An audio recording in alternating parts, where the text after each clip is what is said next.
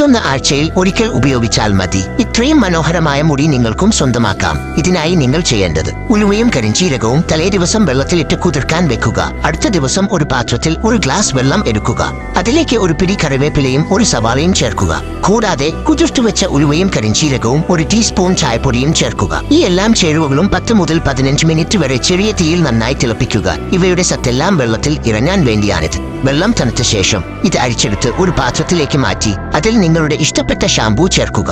ഇനി ആഴ്ചയിൽ 2-3 തവണ ഈ വെള്ളം ഉപയോഗിച്ച് തല കഴുകുക. ഫലം: ആദ്യത്തെ തവണ കഴുകുമ്പോൾ തന്നെ മുടികൊഴിച്ചിൽ ഒരു ബ്രേക്ക് ഇട്ടതുപോലെ നിൽക്കും. താരൻ പൂർണ്ണമായി മാറും. മുടി നല്ല തിളക്കമുള്ളതും മൃദുവുള്ളതുമാകും. മുടിയുടെ വളർച്ച ഭയങ്കര വേഗത്തിലാകും. ഒരു കെട്ടല്ല, 10ഓളം കെട്ടുകൾ ഇടേണ്ടി വരും. ഈ വീഡിയോ ഇപ്പോൾ തന്നെ സേവ് ചെയ്തു വെക്കുക, അല്ലെങ്കിൽ പിന്നീട് ഇത് കിട്ടാതെ വിഷമിക്കും. ഇത് നിങ്ങളുടെ കൂട്ടുകാരികൾക്ക് ഉപകാരപ്പെടുമെങ്കിൽ അവർക്ക് ഷെയർ ചെയ്തു കൊടുക്കുക. പിന്നെ കൂടുതൽ ബ്യൂട്ടി ടിപ്സുകൾക്കായി ഡോക്ടർ ടിൻറ്റുവിനെ ഇപ്പോൾ തന്നെ ഫോളോയും ചെയ്യുക.